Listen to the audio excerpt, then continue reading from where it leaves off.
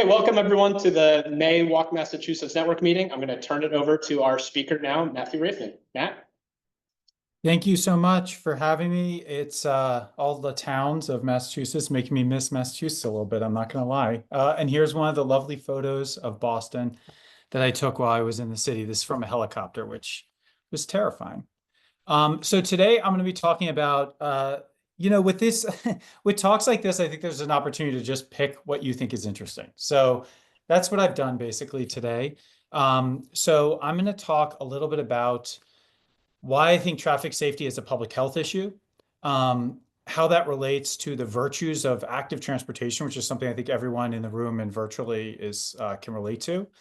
The challenge of vehicle bloat, which is the larger size vehicles on our roadways, and then autonomous vehicles as a potential solution. I probably should have said this is a little bit differently. Could they be a potential solution is really what I want to capture. We might not get to the AV, the autonomous vehicle piece, because I want to leave room for questions. So we'll see what we can get through. So traffic fatalities are a public health issue. I think speaking to folks at BU at the School of Public Health and to those of you on the call, I think we all kind of inherently understand this. But just to put a little bit of data to this, pre-COVID, motor vehicle crashes were a leading cause of death in the United States for quite a few of the youngest age groups of Americans. And, this is an issue because of the youth being affected. Yes, younger people are less likely to die of heart disease and things like that. But at the same time, these subsets of the population have the most years to live. They have the most years to contribute to society, to have families, to have friends, to be a part of our country and our neighborhoods. And when we lose them, there is a huge loss to our communities and to the country. And the fact that for 15 to 24-year-olds, motor vehicle crashes are the #1 cause of death should probably strike all of us as evidence of endemic, challenge that this country faces. And I would offer that this is a form of American exceptionalism. Yes, motor vehicles and pedestrians and vulnerable road users, yes, motor vehicle crashes are a part of every society that has them. But when it comes to the globe and the most developed countries around the world, America really stands out. And I bet you can find where America is on this chart. It is, of course, the worst offender. And it's a problem in this visualization, I think, which is actually coming from the CDC back when they did the MMWRs on issues like this, but it's evidence of two different issues. The first is just the severity of motor vehicle crashes per population in the United States compared to these other countries. We are, in some cases, bordering on an order of magnitude worse than other countries. Compared to Norway, we're looking at something like 11 motor vehicle crash deaths per 100,000 people, compared to Norway is around 2. Further to the point, you see 2 dots on this chart. You see 2015 and 2019. The black is 2015 and 2019 is the blue or lavender colored dot. That's progress. Moving to the left is progress. The United States hasn't progressed at all. These other countries have shown measurable improvements over that time period that we consider. And further, this traffic fatality problem is not just stagnating or like staying bad, it's actually getting worse over time. So since 2010, traffic fatalities have increased about 30% in the United States. Walking is about 30 times more dangerous per mile traveled than driving, and cycling is about 20 times more dangerous. And the share of those vulnerable road user fatalities is growing over time. So as we're seeing more fatalities on our roadways, the share of those fatalities that are vulnerable road users is itself increasing. So that's kind of a double, two-pronged, I don't know, like a combination punch to our population. We're seeing more fatalities on the road, and the share of them that are vulnerable road users is increasing. And I want to make a finer point here, which is that the fact that they're more dangerous is not evidenced of, by virtue of our comparison to other countries, evidence of the inherent vulnerability of those modes, albeit they are more vulnerable because they don't have a steel box or a frame around them. It's more evidence, in my opinion, of the way that we've designed our roads and how we've structured the way that vehicles and vulnerable road users interact. And to put a finer point on that, if you look at comparisons of fatalities for those inside the vehicle versus outside the vehicle, the top line here, the green, is those inside the vehicle. We can see that over the past 20 years is trending down, and the share of fatalities for those outside the vehicle is trending up. So this makes this point really crystal clear that our roads are getting less safe in general, and they're getting less safe for vulnerable road users. And some of our own research that I did when I was at BU shows that that's particularly an issue for those who are not white or Asian. And when we look at fatality rates per mile traveled, regardless of whether it's walking, cycling, or driving, we see that Black and Hispanic people in this country have a higher fatality rate per mile traveled than white and Asian people. And you can also see that those orders of magnitude difference in the severity across walking and cycling per mile traveled compared to light duty vehicles. And that's the x-axis on these charts, which you can see are quite different in order to even fit them in the same space. And that's just showing how much more dangerous these modes are in our country. And the other point about this work is to say that the travel activity patterns matter a lot for this type of analysis. When you're looking at per mile traveled, which is a form of exposure, we see that certain subsets of the population by race and ethnicity travel by different modes differently. And so accounting for those can actually show us a little bit more of a clear picture of how dramatic the differences are by race and ethnicity. The reason why all that stuff about safety matters, I think, is because walking and cycling are themselves virtuous modes of transportation.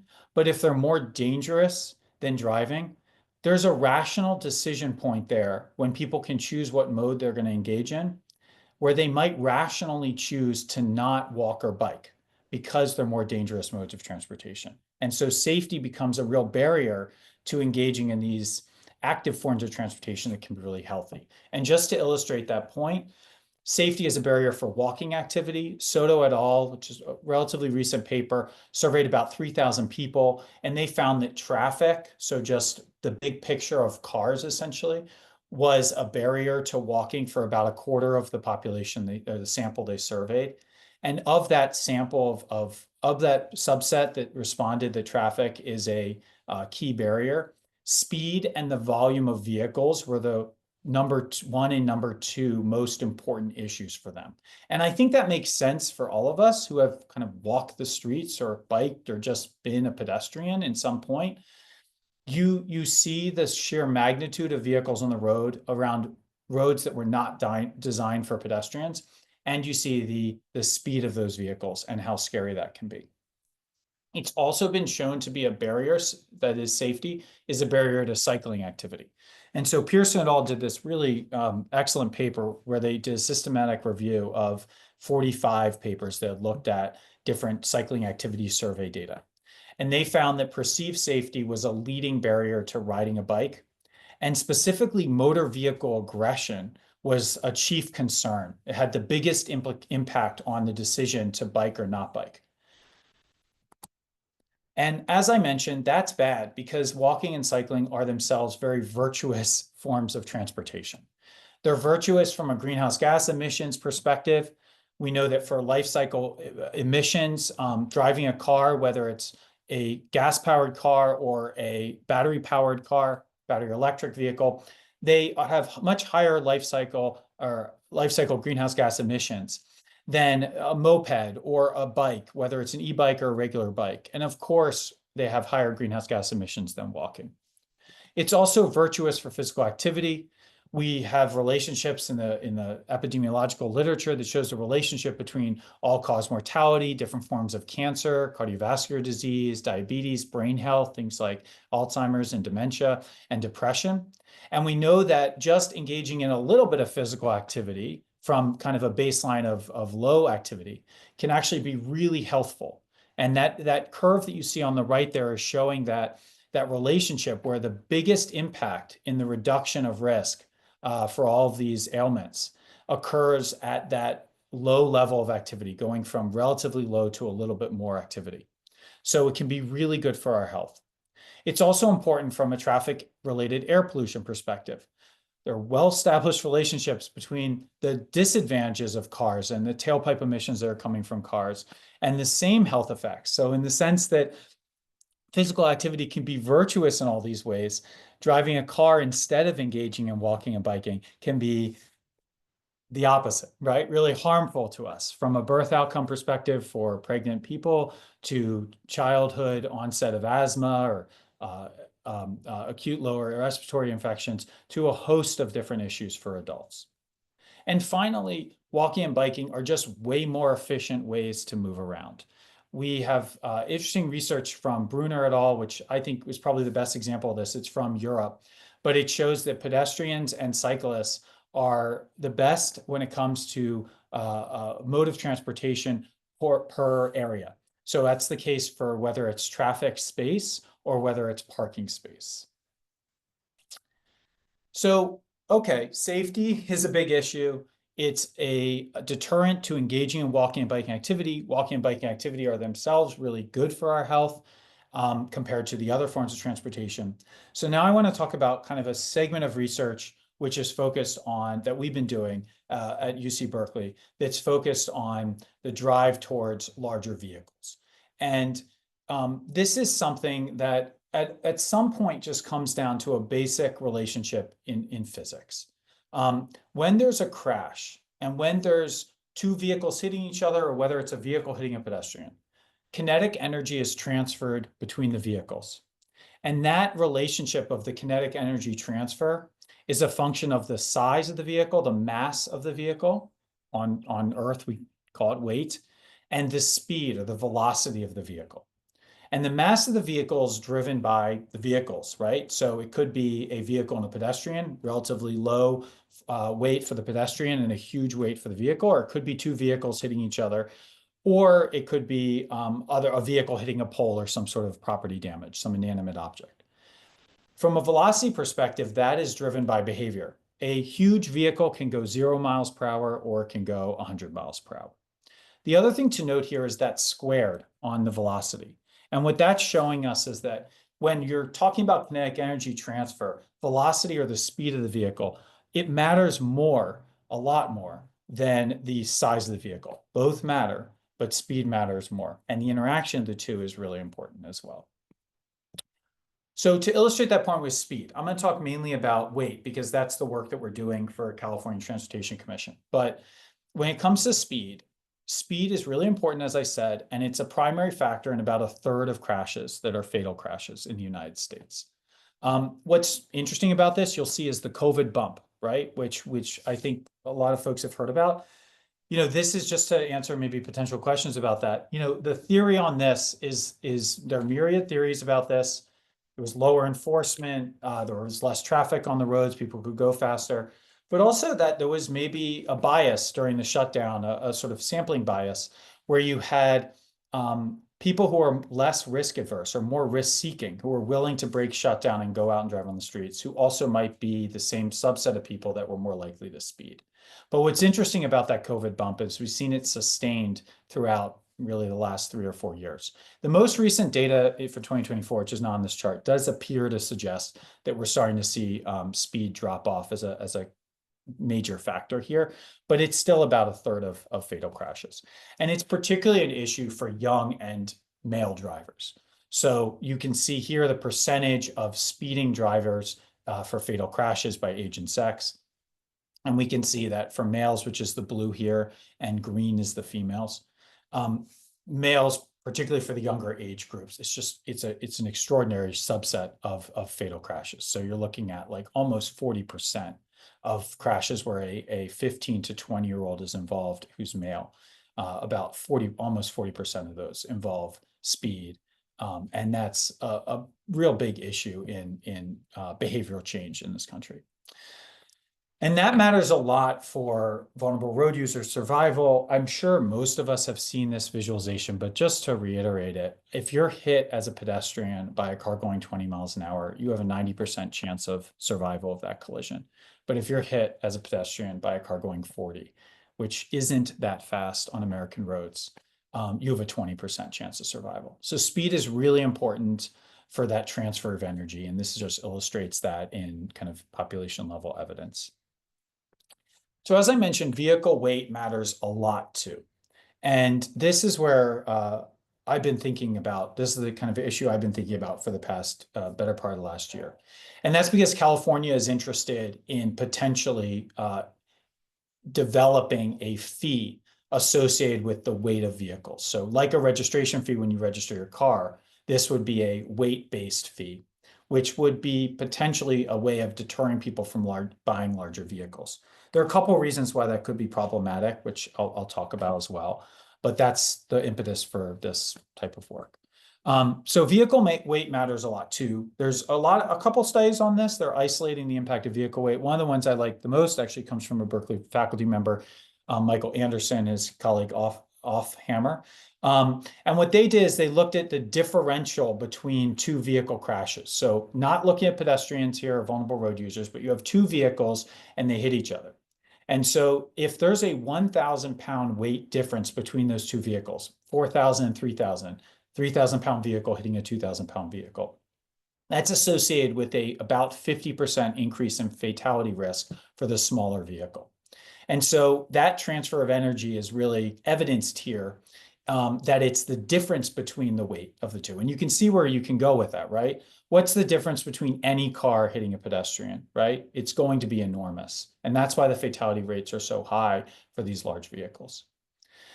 Separately, The Economist basically redid this analysis. Some of you may have seen this article, and if you haven't, I highly recommend checking out the visualizations on their website. It's really cool. But they did their own analysis, just re-upping this data and kind of looking at some other stuff. And they found that even when you adjust it for the own vehicle weight, so the vehicle weight of me, if I'm driving a vehicle, if I strike a vehicle that is a heavy pickup truck versus a compact car, there's a 7 times higher likelihood of my fatality in my vehicle if I strike the large pickup truck versus a compact car. So this is not just an issue for pedestrians, vulnerable road users. This is a huge issue. These larger vehicles are a big issue on our roadways for everyone, including those who are driving smaller vehicles.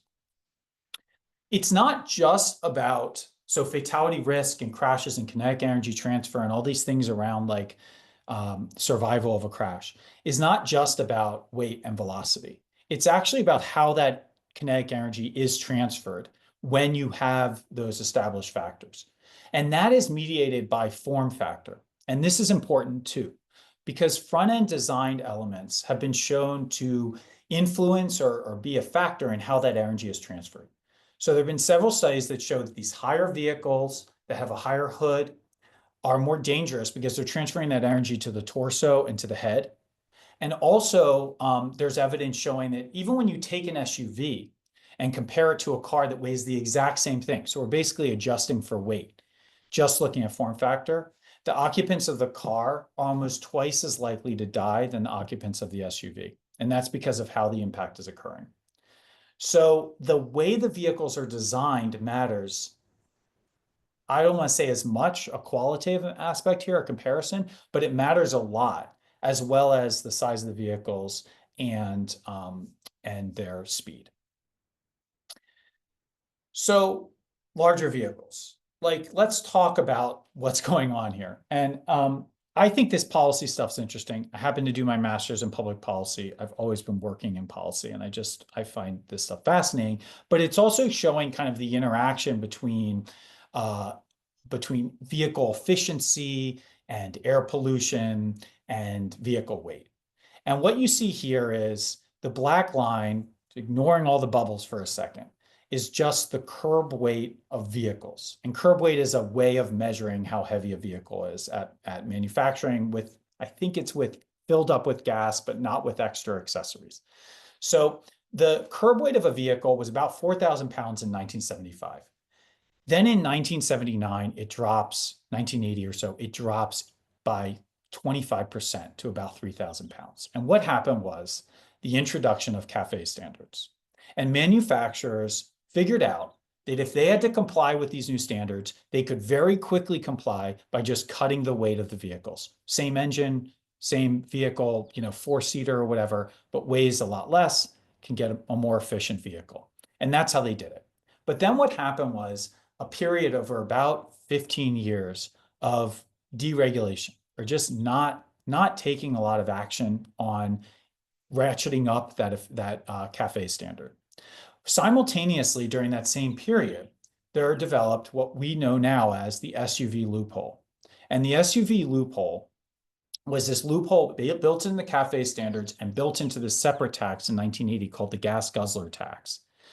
And this loophole exempted pickups, SUVs, which were really nascent at that point, and minivans, which were also pretty nascent. There weren't many out there. I think the Chrysler Plymouth maybe was the first minivan that came out around then. And the SUV, we were looking at, like, I think the Jeep Cherokee might have been the first one in the 80s. So you had essentially no market for SUVs and minivans and a very small market for small pickup trucks. You saw that photo in the beginning of this section, right? They were pretty small. So what happens is they ratchet up those standards, but they exempt these vehicles so they have lower standards. And the manufacturers identify this loophole. I don't know if it was an intentional move. I don't know if it was just the market and policy regulation shaping manufacturing and how they sold these vehicles. But what ends up happening is the evolution of larger vehicles over this period mixed with a little bit of innovation. And so the manufacturers figured out that even for cars, they could make larger cars that were basically at the same level of efficiency over this period. And that's what we see in the data. So what you're looking at here is EPA's Automotive Trends Report. And what they do is they look at vehicles that are produced for sale in the United States. So this is the curb weight of vehicles broken out by vehicle type. And first thing to take away is all of the lines are trending up, right? All of them are going up. And the reason why they're all going up is all vehicle form factors, whether it's a sedan or a pickup truck, are getting heavier over time. But also more to the point is if you look at large vehicles. So let's look at, like, let me get my pointer here. Let's look at pickup trucks, this dark brown line. The largest of the large vehicles, pickup trucks, grew the most over this period, rather. So you have large pickup trucks going this fast. You have truck SUVs, which are the largest form of SUVs, the next colored line, also growing second most. And so during this period where everything got heavier, the largest vehicles got even more heavier. And that's compounded by the fact that market share shifted as well during this period. And so in 1975, sedans and wagons made up about 80% of the market. This entire section of green here, this is sedans. And you can see in the most recent year of data that we have, I think it's 2022, there might be an update to this report now. They account for about 30% of the market. And the biggest shift occurred in this section here, which is truck SUVs. And that's what I was sharing before about the impacts of the regulation.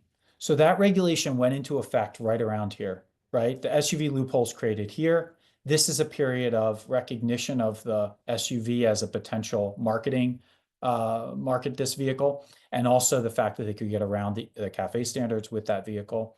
And then you have this just obsession in America with truck SUVs.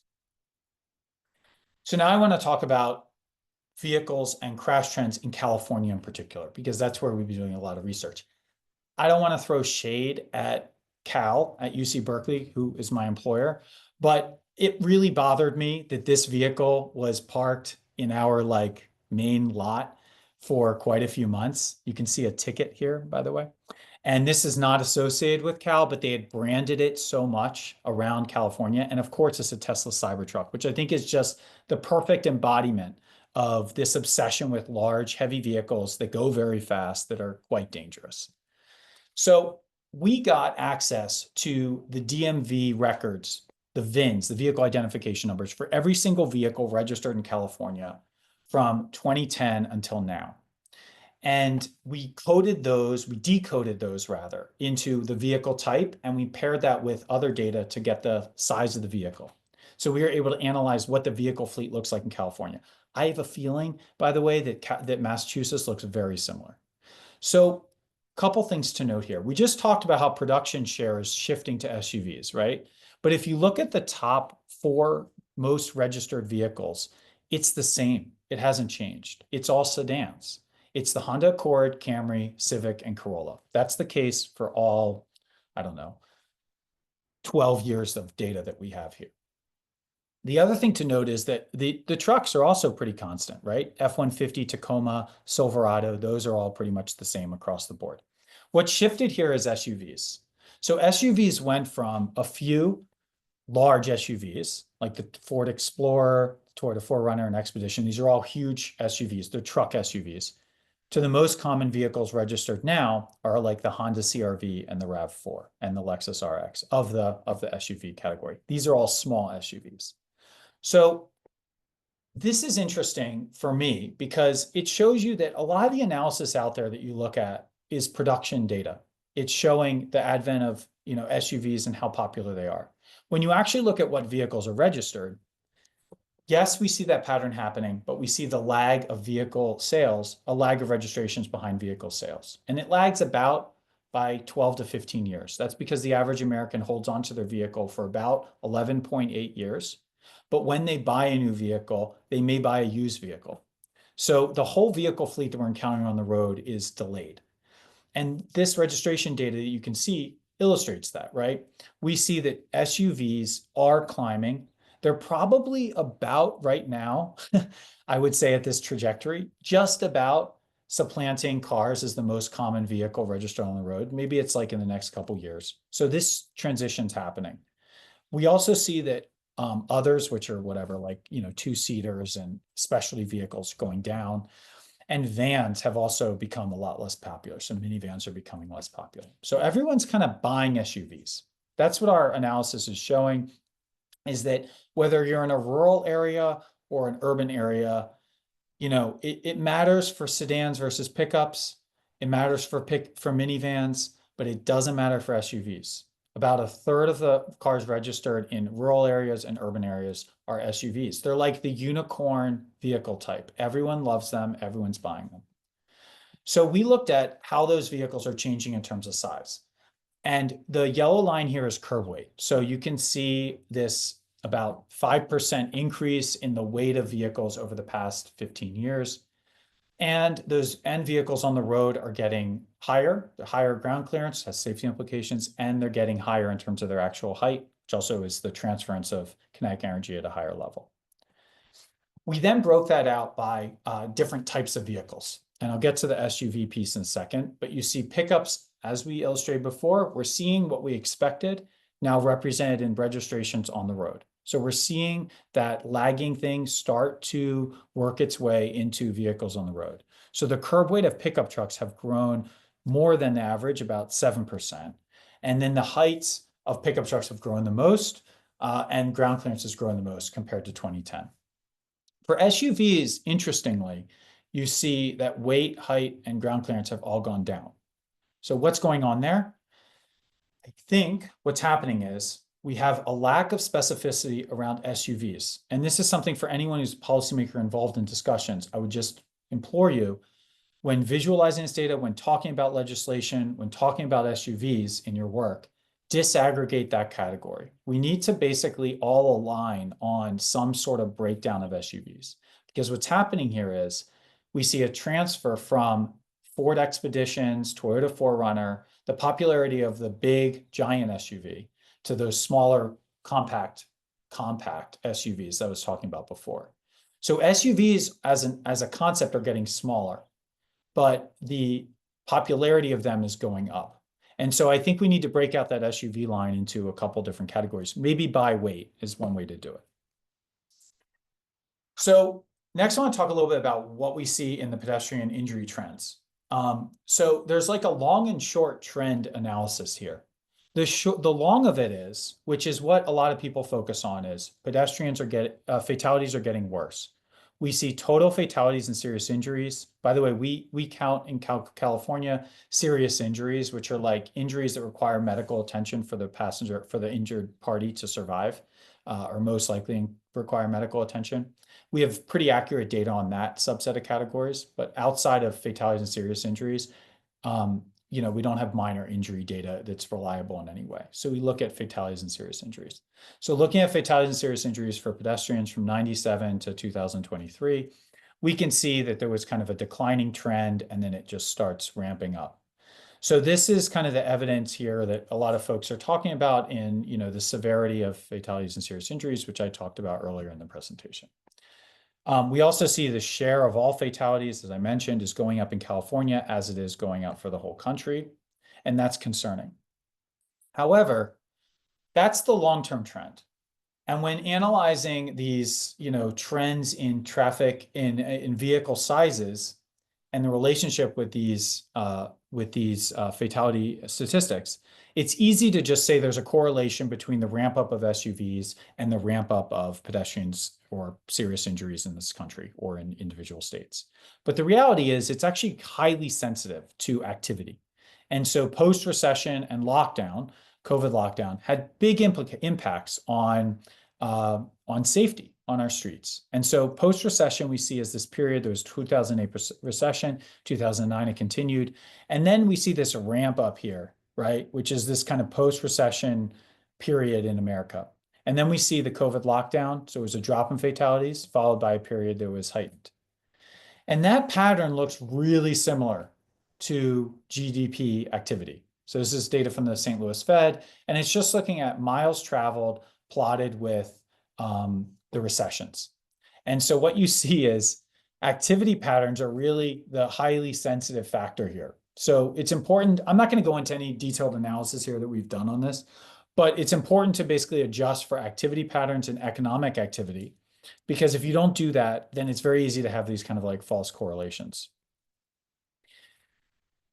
All that is to say that those short-term trends and the things that we're seeing here are so powerful that we aren't yet seeing the implications, we think, of larger vehicles on our roadways. In California, you can still see passenger vehicles are accounting for a higher number of crashes than large vehicles.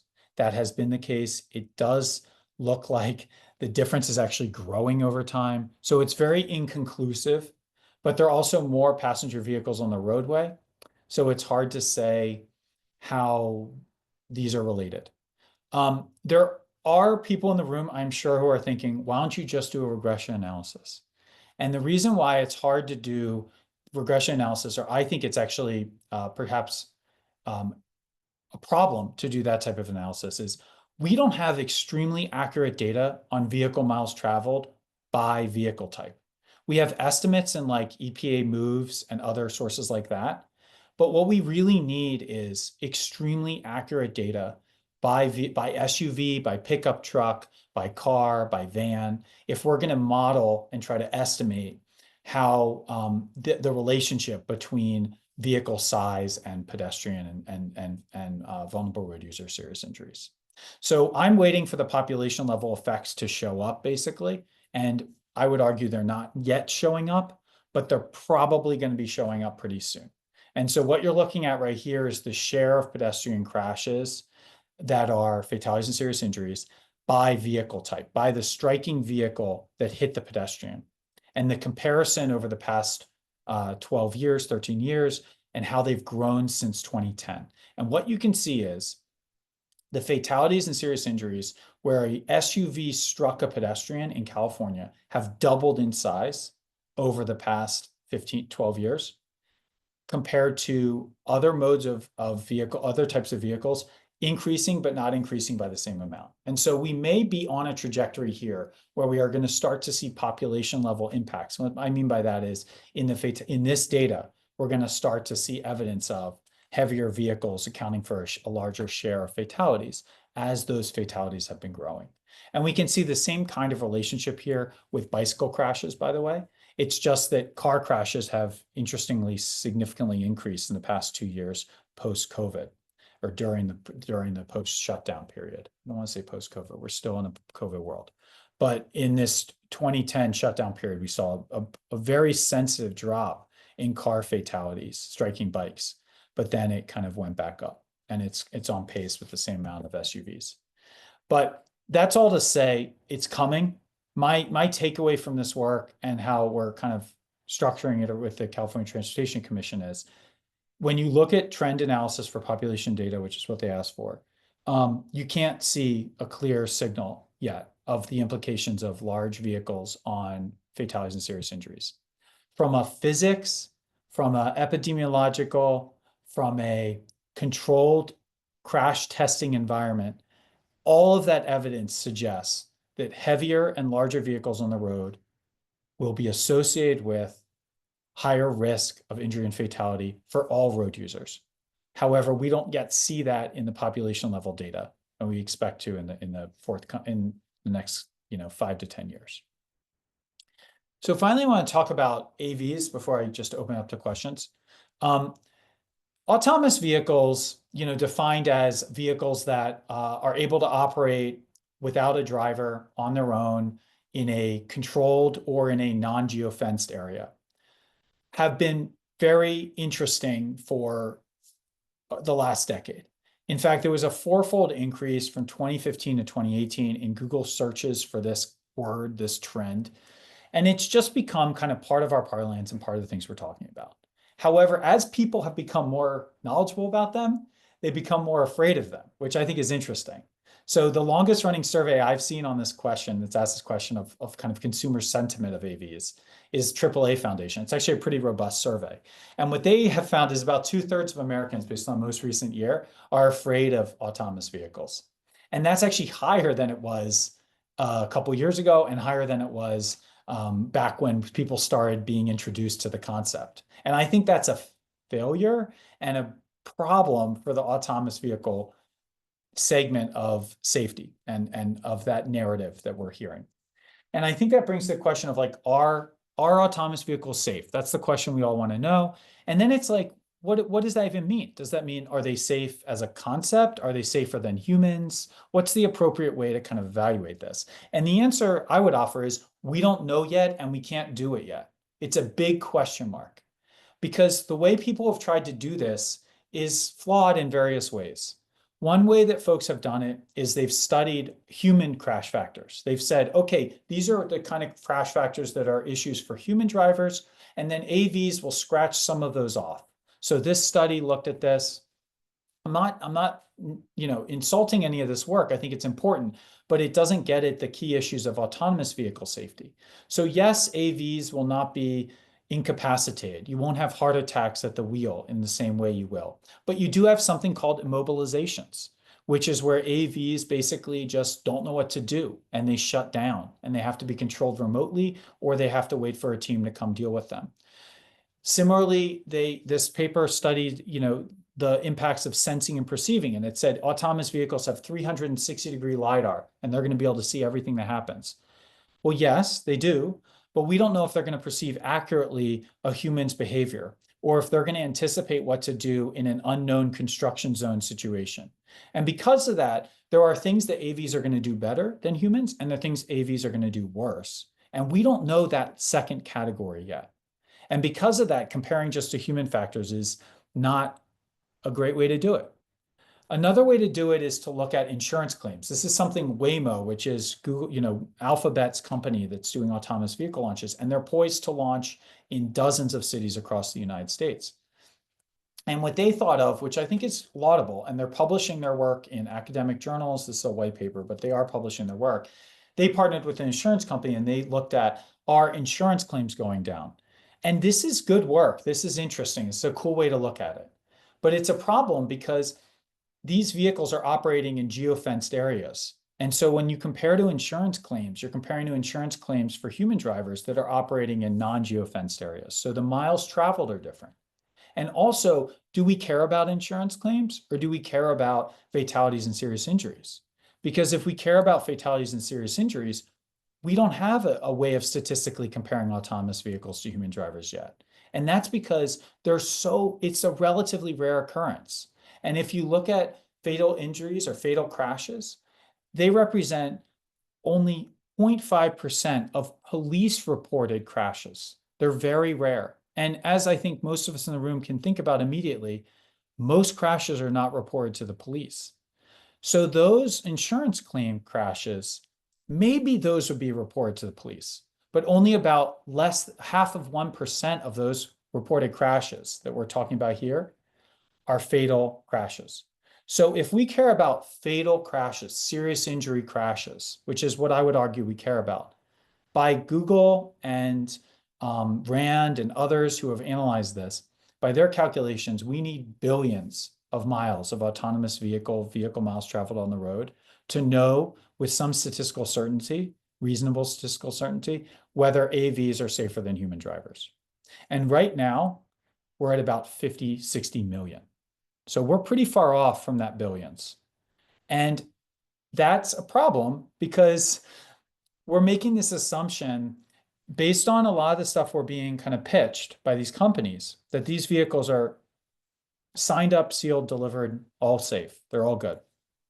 I'm not saying they're not, but we don't know yet if we're caring just about statistics. There are about 3 trillion miles traveled by humans every year compared to 50 or 60 miles traveled by autonomous vehicles since they've been on the road. Now, this number, 50 to 60, is going to ramp up really quickly. So it wouldn't surprise me if we're adding 100 million next year. And then the next year after that, it's 300 or 400 million. So we might get to 1 billion miles traveled by autonomous vehicles in these test environments in the next couple of years. But we're not there yet, just like the other research. So AVs on the road in California, maybe I'll just quickly go through this because I think it's maybe interesting. So there's 3 types of permits in California. It's sequential. So the first thing you need to do from an AV company perspective is they've got to get a permit to test with a driver. Then they need a permit to test with no driver, driverless permit. And then they can go to revenue generating trips, which is regulated by a different agency called the California Public Utilities Commission. These are currently only available to light duty vehicles like vans and sedans, basically. Only one company in California, Waymo, has moved on to revenue generating trips. The rest are either testing with a driver or they don't have any driver. They have to submit a crash report for testing vehicles for every single crash currently, regardless of severity. We have perfect information on AV crashes, right? Before I said we have 0.5% of police report crashes are fatal crashes. We have that data for human crashes, but we have perfect data on every single crash in California for AVs. We get disengagement information, which is a problematic metric that I can talk about, but I won't go into detail. And then we get miles traveled, but we don't know where those vehicles traveled, which miles they accrued where. And so it's actually really hard to figure out a comparable statistic to human statistics because there only have been 806 crashes in California in 10 years of testing. And none of them have been fatal crashes that were the responsibility of the autonomous vehicle. So we have a 0. And that's just speaking to the extremely small sample size or the extremely small size of crashes in California. Now, California is migrating to a approach to this that's aligned with the federal standing government order. That is something that is mandated by NHTSA. And yet again, it's going to have different data reporting requirements. And so this is an issue that's really getting into the policy. I will answer questions if folks have interest because of Massachusetts is on the list of states that care about this sort of thing. But there are issues with this transition that I will say, because particularly for vulnerable road user crashes, they're only going to be reported if there's a fatal crash or an injury or a crash that results in like an airbag deployment or an immobile or the vehicle stops and has to be towed. So very severe crashes. Think about the severity of a crash that's going to deploy an airbag or a towed vehicle. It's probably going to be very severe if it hit a pedestrian or cyclist. And so for vulnerable road users, we're essentially going to be going from every crash to just the subset that are fatal or serious injury, which again, remember in California is 0 over the last 10 years because it's such a small number of miles traveled. So we're losing information. And in California, they have to report this detailed reporting on everything today. That's all going to change. But we've collected this data. We geolocate all of it. We process it for the DMV. We analyze it. So we look at, where these are. We look at clusters of crashes like this. We look at how the crashes are shifting over time. So as vehicles are traveling on the road more, we're seeing more and more crashes. Again, none of these are very serious. And then we're seeing crashes. It's interesting. Maybe the most interesting analysis I've seen is just how it's distributed over the time of day. But we don't know when they're testing vehicles. We don't have that information. We don't know where they're testing vehicles. We don't have that information either. So it may just reflect when they're putting vehicles on the road. Like, we don't know. And that's the problem with this data. If I kind of conclude that piece and take questions. The problem with the AV data is it's just not that useful. I mean, yes, if there's a fatal crash and we care about investigating that single instance of a crash, the narrative and the information around that crash will be just as useful as it is for any fatal crash that's investigated. But from a kind of population statistic perspective, we don't have information on a lot of the stuff we care about to really understand if these vehicles are safe in the interim before we get to that billions of miles traveled, where we'll have enough information to compare it to human drivers. So that's a lot. I'm going to stop there and see if anyone has questions, and I appreciate the opportunity to speak to you guys today.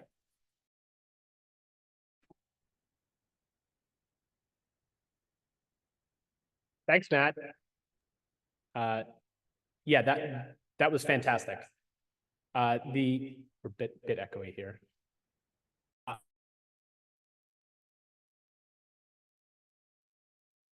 Yeah.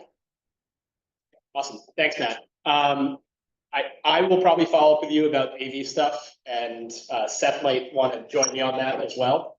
Absolutely. But CLF had been looking for stuff on that. Does anyone in the room have a question that you want to ask Matt? Put him on the spot.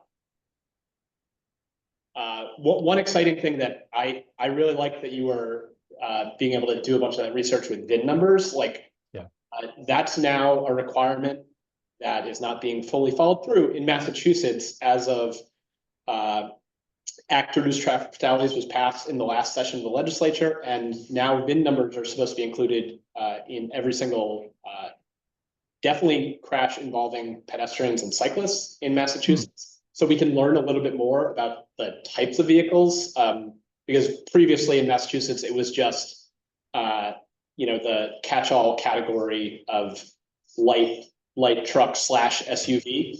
Right. So we're hoping to learn more about the types of vehicles that were involved in some of these crashes. Yep. It's not fully there yet.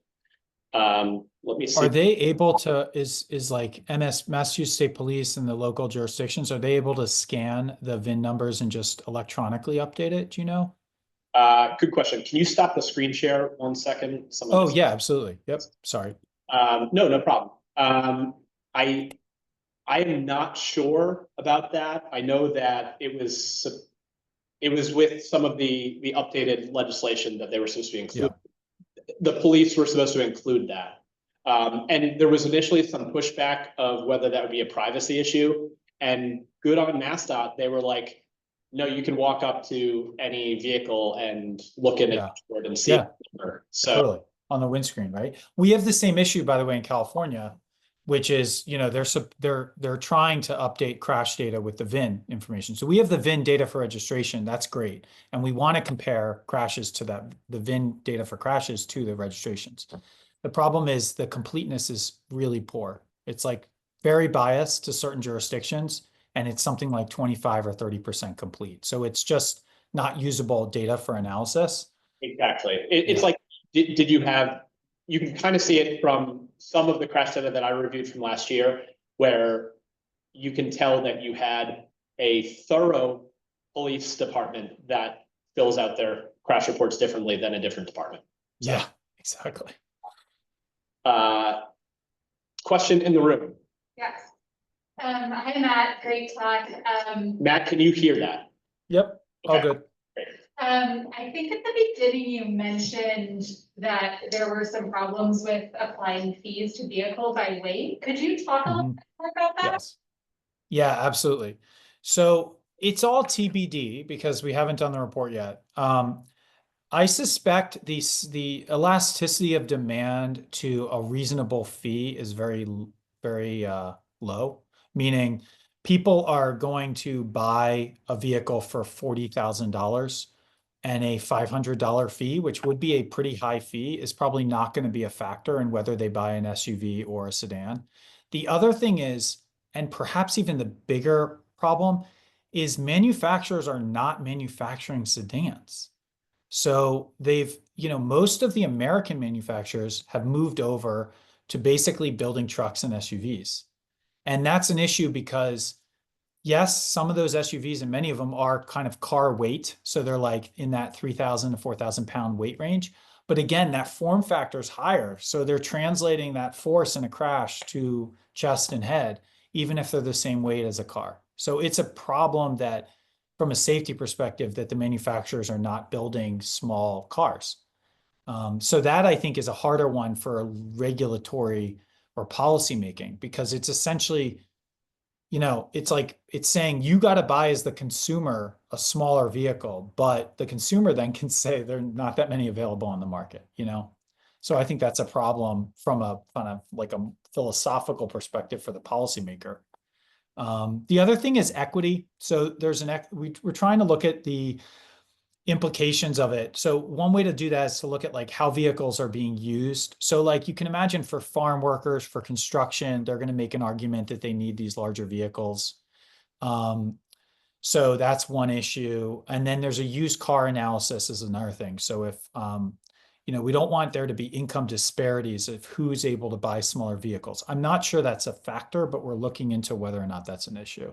So there's like a couple issues around that, but I think the biggest one is availability of small vehicles on the marketplace, and issues about like,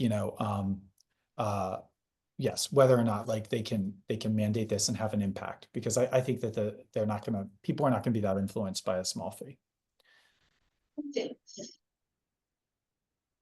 Other questions in the room? Other questions on Zoom?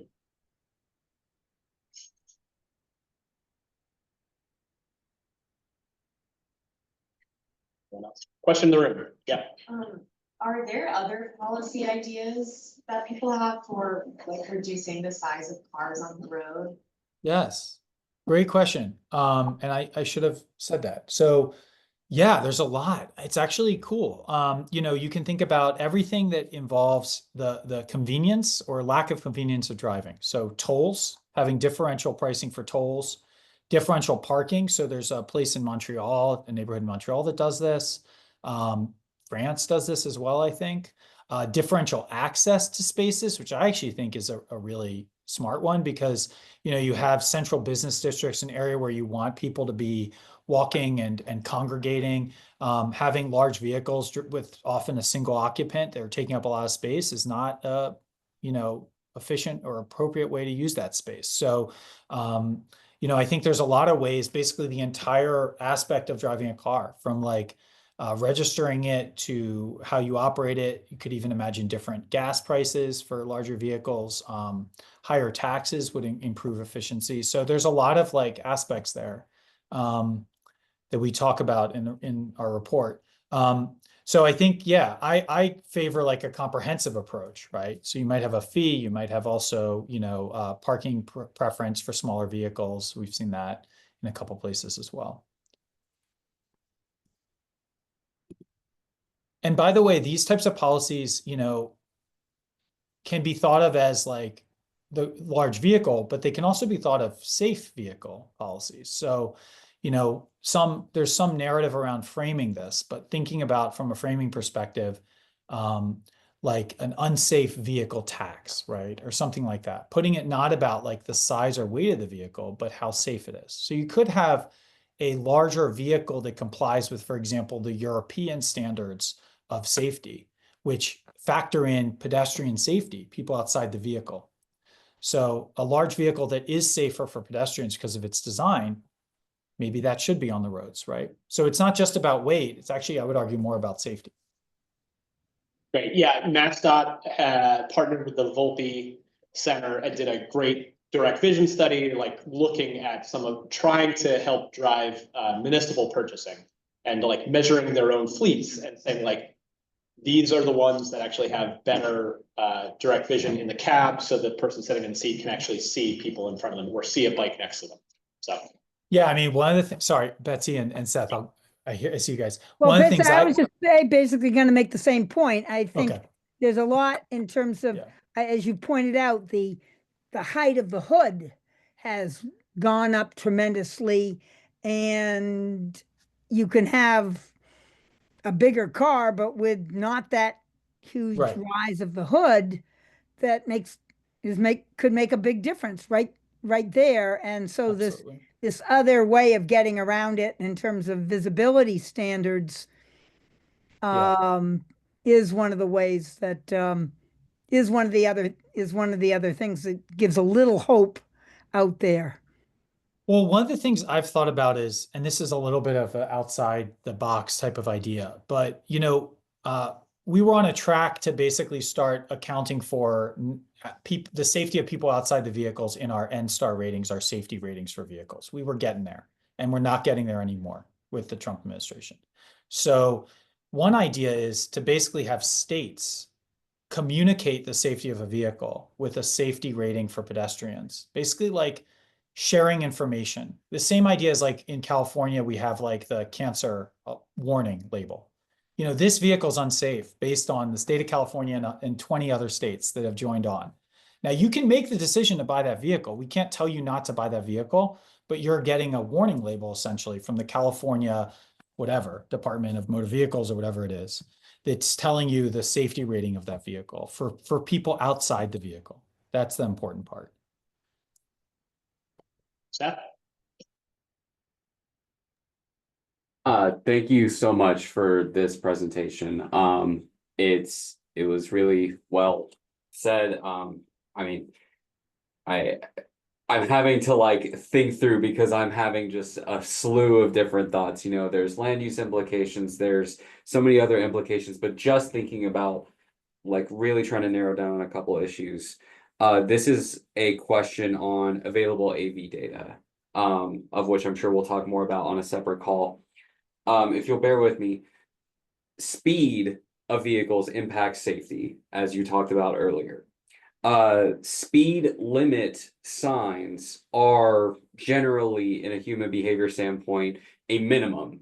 Roadway design is much more like impactful to how fast people are going. But speed limit signs are a minimum to drivers. And like traditional traffic engineering looks at the danger less about what the overall speed is and more about the difference between drivers in the event of a crash. Mm-hmm. And so in a scenario where I think a lot about how Waymo's launching in Boston, like we've got a bill that we're concerned about, but they're launching reports, we're here already, baby. We're going to drive millions of vehicle miles traveled, which has other implications. But like, I think about discrete roads in the greater Boston area, as well as elsewhere, where the speed limit is 25, but that is not what people are doing. People are driving 40 or 45. And so I'm thinking about what it actually looks like for an AV to be on that road following the speed limit. And it kind of gets to your point about how like certain studies are looking at geofenced areas. Like these vehicles would not operate or exist in a vacuum. They would operate on roadways where real people are. So I'm thinking about how in the event of a crash where on that road, if it's determined that part of the issue was that one car was following the speed limit at 25, but everybody else is going 45, if not higher, the answer is actually to raise the speed limit. And do you see anything looking at real, like practical examples of that kind of circumstance where these are already happening in Arizona and California? We've like documented time and time again where like DOTs come in and raise the speed limit as a safety measure and how that leads to more problems, Oh but my God, specifically in this AV context, are you seeing anybody? Yeah. Well, okay, so two things. One is just on the speed limit thing. The 85th percentile concept of speed limit setting in America is just a mess, right? And actually, a separate project we're working on with Caltrans is to adopt or to propose to them how they would adopt a movement in place approach to speed limit setting, which would factor in place. It's basically going to revise down the speed limit for a lot of places, based not just on the width of the road and how efficiently it moves people and goods through, but also based on where that road is, how people are using the area around that road. So I do think part of it is just the big picture of speed limit setting and how that should be changed. So getting Massachusetts off the 85th percentile, if you're on it still, would be a good win, right? For everyone's safety. It's funny when you might be making a good case for AVs, because I think like AVs could slow traffic, right? Like so in California, to answer your question, in California, most of the testing is done in cities where speed limits are like 25 to 30 miles an hour, maybe some cases of 40. So in many cases, the vehicles, AVs are driving slower than average car. And I think that's seen generally as an asset, like they're forced to follow the rules. We actually want to do a study where we just go to a crosswalk and we look and observe AVs versus human drivers, and we get their speed and we see whether or not they stop for pedestrians. And just because that stuff doesn't exist, like no one's, so good idea, maybe in Massachusetts, think about ideas you can do similarly because it's pretty low cost and you can observe how these vehicles are behaving and how people are reacting. I think that type of data is important to collect.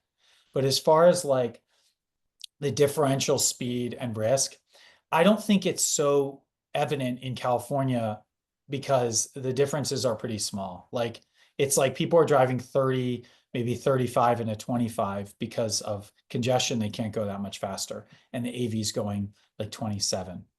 What's weird is sometimes you do see AVs taking turns at the speed limit, but it seems really fast. Like, you know, like there are situations where we go slower as humans because we're cautious and the AV doesn't know that level of caution.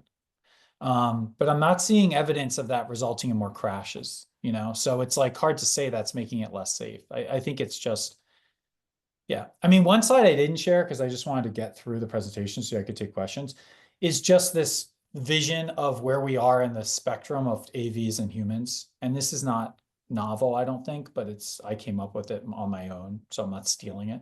But basically, like our lives are going to be in still pretty much a lot of human drivers and a few AVs. And eventually they're going to cross and we're going to have more AVs on the road than human drivers. But that whole middle zone where you have a lot of AVs and a lot of humans, that's going to be a problem. That's going to be conflict world where we're going to have AVs trying to infer what humans want to do and humans trying to infer what AVs are going to do. And humans are going to take advantage of AVs because they think that they're going to stop and, you know, let them in and they're not. And there's just going to be all this like evolving norms of behavior that are different than you and me hitting an intersection, looking at each other. Is that guy gonna, you know, is that person gonna like observe the right goes first rule or not? And I'm like eyeballing you and we're looking at each other and we're having a discussion, right? Like with our eyes, like that stuff is not going to happen with AVs. So it's like, I think that whole norms of the interaction around behavior is going to be just up in the air. We have no idea. But as far as speed goes, I think it's a good thing kind of that they're limited to speed because at least they're not going to go 10 over, you know, and I don't think their behavior is going to, my hunch is their behavior is not going to result in more crashes. Rather, it could maybe slow speeds, but I don't know. We'll see. That interim condition, you also have some of my worst fears where Amazon knows the top 100 items that are being purchased in downtown Boston. So they have an AV truck that's guaranteeing 15-minute delivery because it's just circling the streets of Boston. Oh my gosh. So I have a 5.5-year-old son and we call him zombie cars for that reason. Yeah. He calls him, he's like, Dad, look, another zombie car. And I'm like, I'm a good dad. Johnny. Johnny, yeah. Thank you, Matthew, so much for that presentation.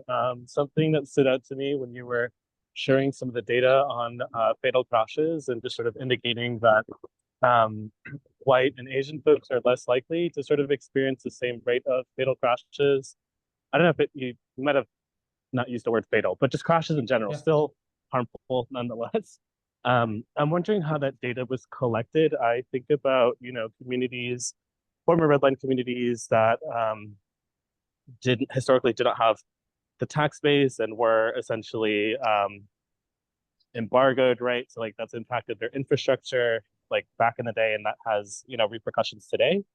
We actually just went on a walk audit in a gateway city, and there's room for improvement there and in many other places. So I'm just wondering, how is that sort of documented to sort of make the case that we should be investing to sort of close that racial disparity when it comes to transportation? Great question. It is fatal crashes. So you had it right. So that analysis was national. And the reason why it was national is because we have national activity data. So the denominator is miles traveled. And that comes from the National Household Travel Survey, which is only nationally representative. The fatal crashes, as you may know, through FARS, the NHTSA fatality, what is it called? I don't know. It's their fatality database. I should know. That's pinpoint to the geolocate. I mean, you have XY coordinates of every fatal crash, right? So we have very precise data on where the fatalities are occurring. What we don't have is the activity. And what I would suggest for that type of analysis where you want to get really fine is you should, well, you tell me, where is the Massachusetts Travel Survey? And are you going to get a new Massachusetts Travel Survey, or is that still the current one is like a decade old? Because the travel surveys at the state level are going to have finer level data where you might be able to try to get at how many miles traveled people living in different areas have, and by different races. And therefore you might be able to get to a finer level detail, like a redlined area, and compare it to a non-redlined area. But the other thing I would say is, like, if you're just looking at fatalities, a lot of people do just do fatalities per capita. So you can look at traffic fatalities, and then you can pair that with demographic data from census. And you can get into kind of fatalities per person, right, or per 100,000 people for different areas. The problem with that approach is you're not accounting for differential activity patterns by race and ethnicity. So there's a downside to doing that, but that might be the closest you can get if you're trying to do like a redlined zone, because that's you could replicate the redlined area with census data more easily than you could travel survey data. Does that make sense? Yes. The one thing I would ask you to clarify, when you talk about activity data, are you talking about like the mode of travel, right? Like I'm thinking about Miles bikes traveled. and e-bikes and e-scooter. Okay, Right. I'm thinking gotcha. about Because like I'm also thinking about the miles accessibility traveled. of. Like, oh, sorry, go ahead. I was just saying that I'm thinking about like the methods that folks of color use, right? Yeah. Because things like e-bikes are becoming more economically accessible. Same thing is true with scooters. And then you map that along with like poor transportation infrastructure, not the greatest recipe for success, unfortunately. Yeah. So you can do that analysis for like mode choice using travel survey data, either nationally or with Massachusetts if you can find it. So that type of analysis you could do, I would think, because I know you can do it in national data. I'm trying to think of how you could do it for a local context. Gotcha. Thank you so much. Yeah, absolutely. If you want to close this out with one more question. Sure, I didn't know how much more time we had. Again, there are several not necessarily directly safety related issues that we could, I think, spend time talking about, especially in the AV context. But from a safety perspective, like I think we like to think and often look at the physical impacts, crashes in like a safety nougat. And then I think that there are definite safety impacts related to air pollution and climate. And I think that an oft underlooked area related to vehicles generally, we think about tailpipe emissions, but we're looking less at the ultrafine particulate matter from tires, especially like we've talked about the increased weight and the impact that can have on physical crash injuries, but also the rate at which we are emitting very tiny particulate matter from tires and the impacts to respiratory, cardiovascular, increased mortality, what have you. And so I think that that's often an underlooked area for both electric vehicles in their current technology, and autonomous vehicles certainly as a facet of that. And so I guess I'm not ending us with a question. I apologize. I hate to be that guy. Okay. Who's I agree like with you. more of a comment than a question, but just like, do you have any reflections on that as being a gap in the literature or the focus when we think about safety? I think it's an excellent point. And I am forced into a kind of myopic perspective around safety these days by virtue of my role at Berkeley. But my mind is very comprehensive in terms of the impacts. And I think that is a gap. I think it's very interesting. And I think it relies on, well, we have more VMT. So I think the big question to look at would be like, in an AV world, are we heading towards more vehicle miles traveled? And if that's the case, that's going to linearly increase with, fine particulate matter is going to linearly increase. Ultrafine particulate matter coming from tires and brakes is going to linearly increase with vehicle miles traveled probably. So that's a problem. And, is something that's worth pointing out. I think there are plenty of models out there that suggest we're going to have more vehicle miles traveled in an AV world because of the zombie cars like we were talking about. So I do think that's really important. These are probably going to be electric vehicles, right? Like, I mean, that is the trend. So, you also got to look at like offshoring, like how are they powered? Are we just moving tailpipe emission? If vehicle miles traveled are increasing, are we moving tailpipe emissions away from the street and translating them into power plant emissions to disadvantaged communities that are forced to live by power plants? And if that's the case, AVs also have an impact there if they're increasing miles traveled. So it kind of all hinges on the miles traveled modeling or estimates.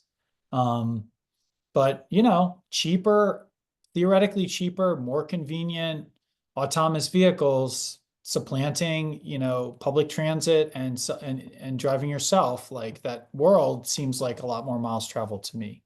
But I don't know, we'll see. Like a lot of the modeling and a lot of the discussion points of like 5 or 6 years ago around AVs were like, everyone's going to move to the suburbs and people are going to commute in, and like they're going to work from their vehicle. And it's like, yeah, but the roads are still going to be as bumpy as they ever were. And like, if you just put yourself in the mindset of I'm now in an Uber, I'm in the backseat of an Uber or a Lyft, and it's taking me an hour to work because I live on the Cape and I'm going to Boston. Like, I don't want to do that ride. I don't want to sit in the back of a vehicle, even if an Uber driver's driving it, and work while I'm in like, that's not pleasant. And it's not going to be pleasant in an AV either. So I think there are like some flaws in that narrative that were being pushed. And I think AVs are perhaps not as attractive for that kind of application as they've been pitched. But I do think they have the real risk of supplanting public transit if they are able to push the price per trip down to something competitive with transit. And given where we are in the world and how well they're funded, I have a lot of concerns about that. So I think the Uber and Lyft drivers are in for big trouble. We're going to have a lot of unemployed delivery drivers and people like that, and and Uber and Lyft drivers, and we're going to have a scenario where public transit's going to be threatened. I mean, those concern me more than like the commuting thing. But anyway, the vehicle miles traveled piece, I think, is the crux of those questions. To me, that's how it seems. I think that's a great place to end it. Well, thank you so much, Matt. This has been really fantastic. And Absolutely. I think Seth and I will follow up with you about the AV discussion. So yeah, for sure. I'm happy to chat. So just let me know. Thank you so much for the opportunity to chat with you guys. great. Yeah, and thank you, Stephanie, for the introduction. Yeah, thanks, Steph. All right. See you, everybody. Bye. Bye all.